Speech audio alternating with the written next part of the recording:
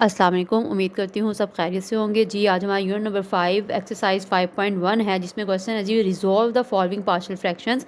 तो बच्चे हमने यहाँ पे क्या करना है, सिंपल पार्शियल फ्रैक्शंस जो है वो फाइंड आउट करनी है। ठीक है, तो पहली चीज़ बच्चे आपने माइंड में रखनी है कि आपके पास जो भी क्वेश्चन गिवन होगा ना, तो जो जिस अमाउंट की आपने पार्शियल फ्रैक्शन करनी है ना, तो जो फैक्टर्स हैं इस तरीके से ये देखिए लिखा हुआ है यहाँ पे, जो फैक्टर्स है ना बच्चे वो लीनियर होने चाहिए। लीनियर क्या होता है, आपके पास जो मौजूद सबसे बड़ी वेरिएबल होती है। फॉर एग्जांपल यहाँ मेरे पास लिखा हुआ है x-1 है। ठीक है, अब इसमें वेरिएबल कौन सा x है ना, अब इसमें आपने देखना है कि इसकी पावर क्या है। अगर तो इसकी पावर 1 है तो हम कह सकते हैं ये लीनियर फैक्टर है। ठीक है, या अगर होल की पावर भी 1 है, इस तरीके से, यानी कि आपके पास जो पावर है ना वो 1 होनी चाहिए। अगर आपके पास पावर हो जाती है 2 हो जाती है, या होल की पावर 2 हो जाती है, 2 से बड़ी हो जाती है, तो फिर वो लीनियर फैक्टर नहीं रहता। तो फिर हमने सबसे पहले क्या करना होता है, अपने जो फैक्टर्स होते हैं उनको लीनियर करना होता है, क्योंकि तभी हम लोग अपने जो फैक्टर्स हैं उनको पार्शलाइज कर सकेंगे। ठीक है, तो चलिए अपने क्वेश्चन की तरफ जाते हैं। फर्स्ट क्वेश्चन है हमारे पास 2/x का स्क्वायर -1।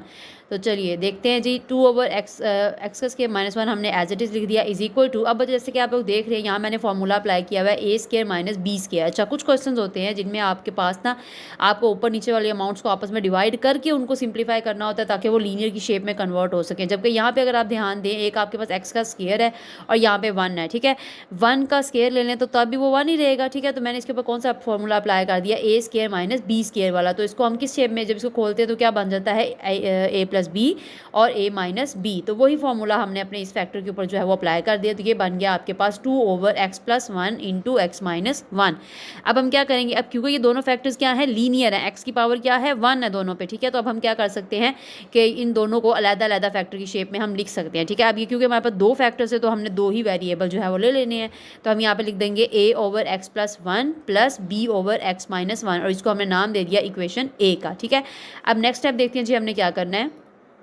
जी बच्चे, अब हमने सबसे पहले क्या करना है, जो हमारे पास लीनियर फैक्टर्स हैं इन दोनों को हमने 0 के इक्वल पुट करना है। क्यों, क्योंकि हमें यहाँ पे x जो है वो उसकी वैल्यूज़ आएंगी, तभी हम उसको अपने इक्वेशन में पुट करके a और b की वैल्यू फाइंड आउट करेंगे ना। मेन चीज़ तो a और b है। तो यहाँ पे हमने क्या किया जी, x+1 = 0 कर दिया, ये +1 यहाँ पे आकर क्या हो गया, -1 हो गया।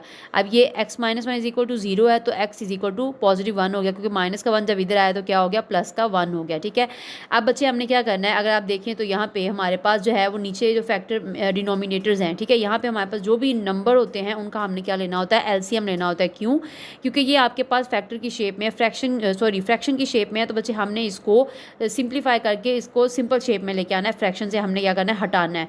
तो हमने क्या किया, नीचे वाली अमाउंट का एलसीएम लिया। ठीक है, तो यहाँ पे आपके पास एलसीएम में क्या आ जाता है, x+1 × x-1। तो वही मैंने लिख दिया, multiplying both sides by x+1 और x-1। तो हमने इन दोनों साइड्स पे इन दोनों जो हमारे पास फैक्टर्स आए थे, जो एलसीएम आया था, उनको क्या कर दिया, मल्टीप्लाई कर दिया। अब ये दोनों नंबर्स तो पूरे पूरे कैंसिल हो गए। अब यहाँ पे आपके पास x+1 था ना, तो वो x+1 से कैंसिल हो गया, पीछे रह गया x-1 और ये a रह गया। यहाँ पे आपके पास क्या रह गया, यहाँ पे जब हमने मल्टीप्लाई किया तो x-1 से कैंसिल हो गया, तो पीछे रह गया x+1। अब जब हमने इसको सिंप्लीफाई करना है तो ये 2 एज इट इज़ आ जाएगा, ये a इंटू क्या हो जाएगा, x-1 + b × x+1। इसको हमने नाम दे दिया इक्वेशन 1 का। अब 1 बाय 1 हमने क्या करना है बच्चे, पहले हमने x = -1 पुट करना है इस इक्वेशन में। ठीक है, तो दोनों में से कोई एक आंसर आ जाएगा, यानी कि या ये a आ जाएगा या b आ जाएगा। फिर उसके बाद यहाँ पे आप पुट करोगे x = 1, तो फिर आपने जो है, फिर जो रिमेनिंग वेरिएबल हो जाएगा, रह जाएगा, उसको आपने जो उसका जो है वो आंसर आ जाएगा। ठीक है, अब हम यहाँ पे लिखेंगे पुट x = -1 इन इक्वेशन 1, यानी कि इस इक्वेशन में हमने क्या करना है, 1 बाय 1 दोनों x की वैल्यूज पुट करनी है।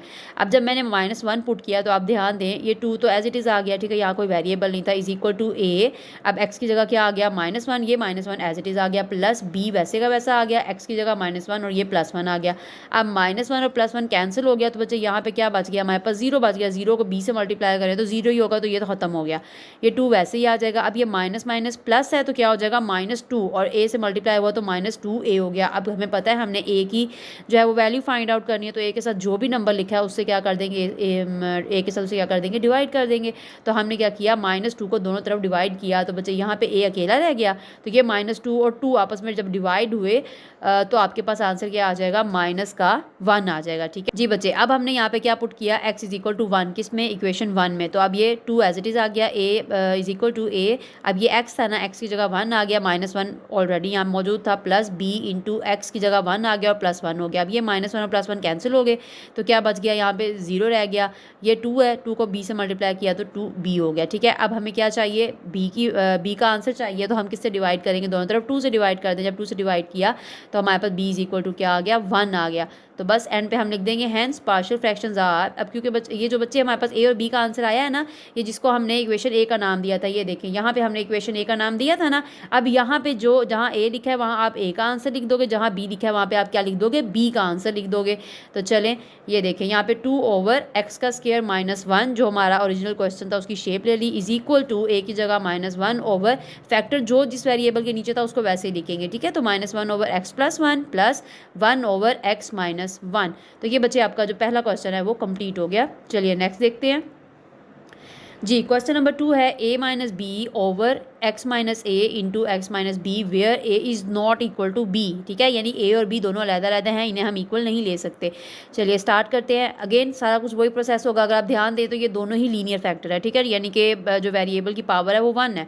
तो हम क्या करेंगे, दोनों को अलग-अलग वेरिएबल के इक्वल लेट कर सकते हैं। तो चलें जी, हमने क्या किया, a ओवर जो पहले वाला है उसको आप a के साथ ले लें, जो दूसरे वाला उसे b के साथ कर लिया, ठीक है। अब क्या करेंगे जी, दोनों को 0 के इक्वल पुट करेंगे। तो x - a is equal to 0। तो क्योंकि हमें मेन x का आंसर चाहिए ना, तो a को हमने दूसरा शिफ्ट कर दिया, तो x is equal to a आ गया। अब यहाँ पे x - b is equal to 0 है, तो b को दूसरा शिफ्ट किया तो ये हो गया प्लस का b। अब ये दो आपके पास x के आंसर्स आ गए। अब आपने 1 बाय 1 जो है वो पुट कर देने हैं, बट उससे पहले जो है हम अपनी इक्वेशन को सिंप्लीफाई करेंगे। ये फ्रैक्शन फॉर्म में है तो हमने इसको सिंपल जो है वो शेप में कन्वर्ट करना है, ठीक है। तो अब बच्चे क्या करेंगे, नीचे वाली अमाउंट है तमाम जो डिनोमिनेटर्स हैं इनका जब हमने एलसीएम लिया तो हमारे पास क्या बन गया, x - a into x - b। अब हमने जी जब डिवाइड किया दोनों तरफ तो ये मैंने इस साइड पे डायरेक्ट कर दिया, ये क्योंकि पूरा कैंसिल हो गया तो यहाँ पे a - b रह गया, ठीक है। अब इस साइड पे जब हमने डिवाइड किया तो a के नीचे x - a था, वो x - a से कैंसिल हो गया, पीछे रह गया x - b plus b over x - b।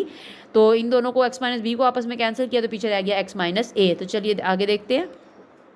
तो यहाँ बच्चे रह गया a - b is equal to a into x - b plus b into x - a। इसे हमने इक्वेशन 1 का नाम दे दिया, ठीक है। अब 1 बाय 1 x की वैल्यूज पुट कर देते हैं। Put x is equal to a in equation 1, यानी इस इक्वेशन में हमने x की वैल्यू पुट करनी है। a - b as it is आ गया, is equal to a, x की जगह क्या आ गया, a आ गया, माइनस b वैसे ही आ गया, प्लस b। अब यहाँ पे भी x की जगह a आ गया और वो दूसरा a वैसे का वैसा। अब ये दोनों a आपस में कैंसिल हो गए क्योंकि एक प्लस का एक माइनस का है।